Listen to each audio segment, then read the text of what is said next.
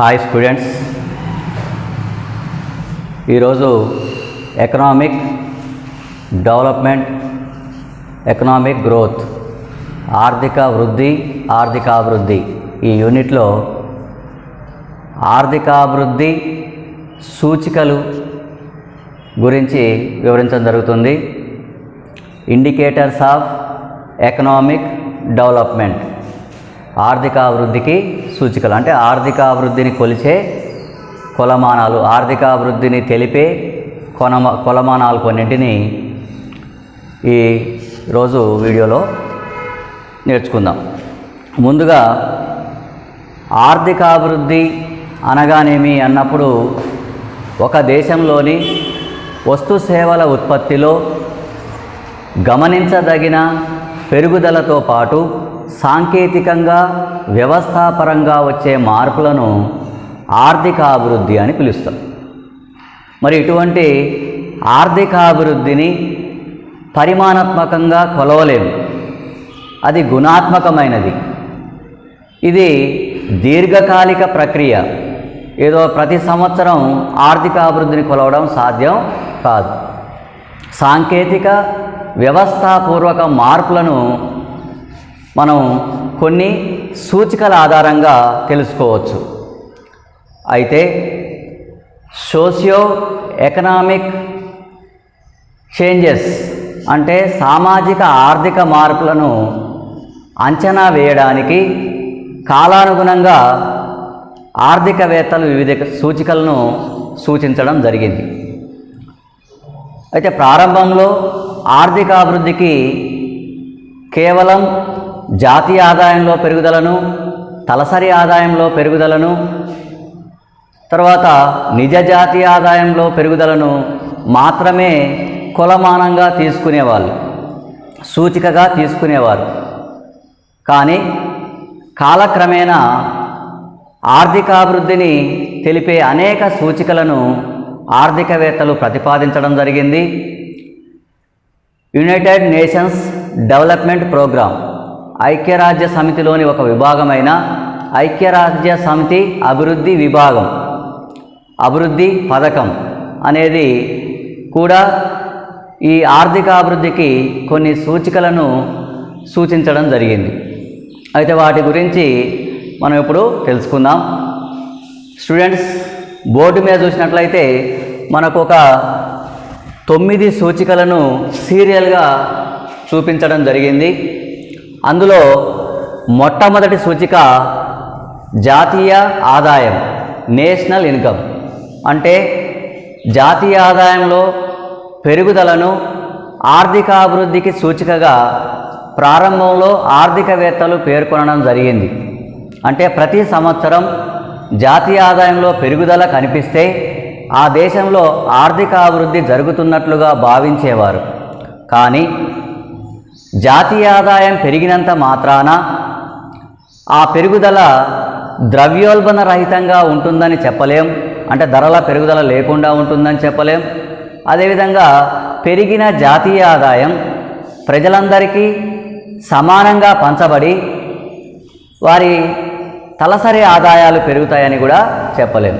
అందుకే ఆర్థికవేత్తలు జాతీయ ఆదాయాన్ని కాకుండా ఆ తర్వాత కాలంలో మరొక సూచికను, అంటే తలసరి ఆదాయం, పర్ క్యాపిటా ఇన్కమ్, దేశ ప్రజల యొక్క సగటు ఆదాయాన్నే తలసరి ఆదాయం అంటారు. ఇది ఎలా కనుగొంటారంటే ఒక దేశ జాతీయ ఆదాయాన్ని ఆ దేశ జనాభా చేత భాగిస్తే ప్రజల యొక్క సగటు ఆదాయం వస్తుంది. ఈ ప్రజల యొక్క సగటు ఆదాయం ప్రతి సంవత్సరం పెరుగుతూ ఉంటే ఆ దేశంలో ఆర్థిక అభివృద్ధి జరుగుతున్నట్లుగా భావించవచ్చు అనేది ఈ సూచిక తెలుపుతుంది. అయితే ఇది కూడా కొంత లోపభూయిష్టంగా ఉంటుంది. కొంత ఏ విధంగానంటే జాతీయ ఆదాయం కొద్దిమంది ధనవంతులకు ఎక్కువ పంపిణీ చేయబడి ఎక్కువ మంది ఉన్న అట్టడుగు వర్గాలు పేదవారికి జాతీయ ఆదాయంలో కొద్ది భాగం మాత్రమే చేరితే ఆదాయ సమానతలు ఎక్కువగా ఉన్నప్పుడు అది ఆర్థిక అభివృద్ధిని సూచించదు, అంటే తలసరి ఆదాయంలో పెరుగుదల సూచించదు. ప్రజలందరి ఆదాయాలు పెరగకపోతే వాళ్ళ జీవన స్థితిగతులు కూడా మారవు. అందుకని ఆ తలసరి ఆదాయంలో పెరుగుదలను కూడా సరైనది కాదు అని ఆర్థికవేత్తలు విమర్శించడం వలన ఒకవేళ తలసరి ఆదాయం పెరిగినా కూడా అది ధరల పెరుగుదల వలన కూడా పెరగవచ్చు. అంటే ప్రతి సంవత్సరం జాతీయ ఆదాయాన్ని ధరల చేత అంచనా వేస్తాం. ఉత్పత్తిని ధరల చేత గుణించగా వచ్చేదే జాతీయ ఆదాయం. ఒక దేశ జీడిపిని, గ్రాస్ డొమెస్టిక్ ప్రొడక్ట్ను లేదా జిఎన్పిని వాటి ధరల చేత హెచ్చవేసి కూడగా వచ్చిందే జాతీయ ఆదాయం. ఈ జాతీయ ఆదాయం ఉత్పత్తి పెరిగినా పెరగవచ్చు, వస్తు సేవల ధరలు పెరిగినా పెరగవచ్చు. అలా పెరిగినప్పుడు ద్రవ్య రూపంలోని జాతీయ ఆదాయం పెరిగినప్పుడు ద్రవ్య రూపంలోని తలసరి ఆదాయం కూడా పెరుగుతుంది. అంటే తలసరి ఆదాయం ద్రవ్య రూపంలో పెరిగినంత మాత్రాన అది అభివృద్ధి జరిగినట్లు అంచనాకు రావద్దు అనేది మరొక విమర్శ వచ్చింది. ఆ కారణంగా మరొక సూచికను ఆర్థికవేత్తలు సూచించడం జరిగింది. అదేంటిదంటే నిజ జాతీయ ఆదాయం అనే సూచిక, రియల్ నేషనల్ ఇన్కమ్ అనేది పెరుగుతూ ఉంటే ఆర్థికాభివృద్ధి జరుగుతున్నట్లుగా అంచనాకు రావచ్చు అనేది ఆర్థికవేత్తల యొక్క అభిప్రాయం. అయినప్పటికీ మరి రియల్ నేషనల్ ఇన్కమ్ అంటే ఏంటి అన్నప్పుడు ద్రవ్య రూపంలోకి మార్చకుండా కేవలం GDP, GNP, gross domestic product లేదా గ్రాస్ నేషనల్ ప్రొడక్ట్ రూపంలోనే చెప్తే, అంటే వస్తు సేవల రూపంలో మాత్రమే ఉత్పత్తి రూపంలో వ్యక్తం చేసినప్పుడు దాన్ని వాస్తవిక జాతీయ ఆదాయం అంటాం. ద్రవ్య రూపంలోకి మారిస్తే దాన్ని జాతీయ ఆదాయం అంటాం. వస్తు రూపంలో జాతీయ ఆదాయాన్ని వ్యక్తం చేస్తే దాన్ని వాస్తవిక జాతీయ ఆదాయం అని పిలుస్తాం. అందుకే నిజ జాతీయ ఆదాయంలోని పెరుగుదల ఆర్థిక అభివృద్ధిని సూచిస్తుందని ఆర్థికవేత్తలు తర్వాత కాలంలో చెప్పడం జరిగింది. అయితే కాలక్రమంలో ఆర్థికాభివృద్ధిని అంచనా వేయడానికి మరికొన్ని సూచికలు వచ్చినాయి. అవేంటివంటే భౌతిక జీవన ప్రమాణ సూచిక, ఫిజికల్ క్వాలిటీ లైవ్ ఇండెక్స్, భౌతిక జీవన ప్రమాణ సూచిక. ఫిజికల్ క్వాలిటీ లైవ్ ఇండెక్స్ అనేది 3 అంశాలను పరిగణలోకి తీసుకొని అభివృద్ధిని అంచనా వేస్తుంది. ఒకటి, ప్రజల యొక్క జీవన ప్రమాణం ఏ విధంగా పెరుగుతుంది కాలక్రమంలో, తర్వాత శిశు మరణాలు ఏ విధంగా తగ్గుతున్నాయి, అక్షరాస్యత రేటు ఎంతవరకు పెంచగలుగుతున్నాం. ఈ 3 అంశాల్లోని 2 అంశాలేమో పెరగాలి, జీవన ప్రమాణం పెరుగుతూ ఉండాలి, అక్షరాస్యత రేటు పెరుగుతూ ఉండాలి, శిశు మరణాల రేటు మాత్రం తగ్గుతూ ఉండాలి.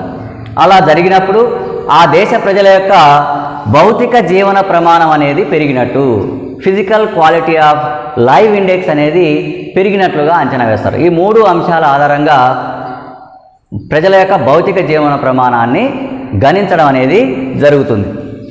ఆ తర్వాతి కాలంలో మానవ అభివృద్ధి సూచిక, హ్యూమన్ డెవలప్మెంట్ ఇండెక్స్ అనే దానిని యుఎన్ఓ ఆధీనంలో ఉన్న United Nations development programme, UNDP అంటాం. ఐక్యరాజ్య సమితి అభివృద్ధి పథకం 1990లో ఈ హ్యూమన్ డెవలప్మెంట్ ఇండెక్స్, మానవ అభివృద్ధి సూచిక అనే దానిని నిర్మించింది. ఎవరి ఆధ్వర్యంలో అన్నప్పుడు పాకిస్తాన్ ఆర్థికవేత్త అయిన మహబూబ్ ఉల్ హక్ అనే ఆర్థికవేత్త నాయకత్వంలో ఈ మానవ అభివృద్ధి సూచికను రూపొందించడం జరిగింది. ఈయన మానవ అభివృద్ధి సూచికకు ఒక నిర్వచనం ఇస్తూ ప్రజల ఎంపికలను విస్తృతం చేయడంతో పాటు ప్రజా శ్రేయస్సును పెంపొందించే క్రమాన్ని మానవ అభివృద్ధి సూచిక అని మహబూబ్ ఉల్ హక్ పేర్కొనడం జరిగింది. అయితే 1990లో యుఎన్డిపి ఈ మానవ అభివృద్ధి సూచిక అనే భావనను ప్రవేశపెట్టడం జరిగింది. ఇది ఒక 3 అంశాలలో సాధించిన సగటు ఫలితాలను అంచనా వేస్తుంది లేదా కొలుస్తుంది. మానవ అభివృద్ధికి సంబంధించిన 3 అంశాలలో సాధించిన సగటు ఫలితాలను లెక్కించడానికి మానవ అభివృద్ధి సూచిక అనేది ఉపయోగపడుతుంది. అందులో ఒక అంశం దీర్ఘకాల ఆరోగ్యవంతమైన జీవితం. అంటే ఆయుర్దాయం ఆధారంగా దీర్ఘకాల ఆరోగ్యవంతమైన జీవితాన్ని అంచనా వేస్తాం. నెక్స్ట్ విజ్ఞానం, పరిజ్ఞానం అంటే అక్షరాస్యత మీద ఆధారపడ్డది. ఇందులో వయోజన అక్షరాస్యత మరియు 15 సంవత్సరాల పైబడిన వయోజన అక్షరాస్యత, తర్వాత పిల్లల యొక్క స్థూల నమోదు రేటు అంటే ప్రాథమిక స్థాయిలో కానీ సెకండరీ స్థాయిలో కానీ ఉన్నత స్థాయిలో కానీ, ప్రాథమిక విద్య, సెకండరీ విద్య, తృతీయ విద్య అంటాం. ఈ 3 స్థాయిలలో విద్యార్థుల యొక్క స్థూల నమోదు నిష్పత్తి ఆధారంగా పరిజ్ఞానాన్ని అంచనా వేస్తారు. తర్వాత ఉన్నత జీవన ప్రమాణం అనేది మరొక అంశం. అంటే ఈ జీవన ప్రమాణం అనేది తలసరి స్థూల జాతీయోత్పత్తి ఆధారంగా అంచనా వేయడం జరుగుతుంది. ఇది కూడా అమెరికన్ డాలర్లలో అంచనా వేయడం జరుగుతుంది. ఈ 3 అంశాల ఆధారంగా మానవ అభివృద్ధి సూచిక విలువను లెక్కించవచ్చు. అయితే దానికి ఒక టేబుల్ను తయారు చేసుకోవడం జరుగుతుంది. ఆయుర్దాయాన్ని గరిష్ట విలువ, కనిష్ట విలువ, గరిష్టంగా 85 సంవత్సరం మనిషి ఆయుర్దాయంగా, కనిష్టంగా 25 సంవత్సరాల మనిషి ఆయుర్దాయంగా, వయోజన విద్య 100 మరియు 0గా, అంటే వయోజన వాళ్ళందరూ నిరక్షరాస్యులు అయితే 0. తర్వాత స్థూల నమోదు నిష్పత్తి అక్షరాస్యత 100% ఉంటే 100 గాను, అందరూ నిరక్షరాస్యులు అయితే 0 గాను, అంటే కనిష్ట విలువ 0, గరిష్ట విలువ 100. ఇక ఉన్నత జీవన ప్రమాణం, దీన్ని అమెరికన్ డాలర్లలో $40,000 గరిష్ట విలువగాను, $100 కనిష్ట విలువగాను, దీన్ని US డాలర్లలో అంచనా వేయడం జరుగుతుంది. అయితే ఈ మానవ అభివృద్ధి సూచిక విలువను లెక్కించడానికి ఒక సూత్రాన్ని ఉపయోగించవచ్చు. వాస్తవిక విలువ మైనస్ కనిష్ట విలువ బై గరిష్ట విలువ మైనస్ కనిష్ట విలువ. ఇప్పుడు మనకి టేబుల్లో ఉన్న అంశాలను అందులో చేరిస్తే, ఉదాహరణకు భారతదేశంలో సగటు ఆయుర్దాయం 60 సంవత్సరాలుగా, వాస్తవ విలువ అంటే ప్రజెంట్గా ఆ దేశంలో ఉన్న సగటు ఆయుర్దాయం ప్రతి 1000 మందికి ఎంతకాలం జీవిస్తున్నారు? సగటున ఒక 1000 మందిలో యావరేజ్గా జీవించే కాలం, కొంతమంది ఏమో 80 సంవత్సరాలు, 100 సంవత్సరాలు, 105 సంవత్సరాలు కూడా జీవించవచ్చు. కొంతమంది 30 సంవత్సరాలు, 40 సంవత్సరాలకు, 20 సంవత్సరాలకు కూడా చనిపోవచ్చు. కాకపోతే సగటున ఒక వ్యక్తి యొక్క ఆయుర్దాయాన్ని వాస్తవ విలువగా తీసుకుంటున్నాం. 60 సంవత్సరాలు ఒక్కొక్కరు మన దేశంలో బతుకుతున్నారు అనుకుంటే, ఉదాహరణకు అనుకుంటే, గరిష్ట విలువ, అది కనిష్ట విలువ 25 సంవత్సరాలు, తర్వాత గరిష్ట విలువ 85 సంవత్సరాలు, కనిష్ట విలువ 25 సంవత్సరాలు. 60లోంచి 25 పోతే 35, 85లోంచి 25 పోతే 60. 35ను 60 చేత భాగిస్తే అంటే మనకు 35 తక్కువ విలువ, 60 ఎక్కువ విలువ కాబట్టి పోదు కనుక పాయింట్ పెట్టుకుంటే 0.350ని 60తో భాగిస్తే 5 6 30, 300. తర్వాత 50 మిగులుతుంది, మళ్ళీ ఒక 0 పెట్టుకుంటే 500 అవుతుంది. 500ను 60తో ఎన్నిసార్లు పోతుందంటే 8 సార్లు పోతుంది. తర్వాత మళ్ళీ భాగిస్తే 3 వస్తుంది. అంటే 0.583 అనేది మానవ అభివృద్ధి సూచిక విలువగా మన దేశంలో అంచనా వేయవచ్చు ఆయుర్దాయాన్ని బట్టి. అయితే ఈ మానవ అభివృద్ధి సూచిక విలువ ఎంత ఉండాలి అంటే మినిమం 0 కంటే ఎక్కువ, మ్యాక్సిమం 1 కంటే తక్కువ ఉండడం జరుగుతుంది.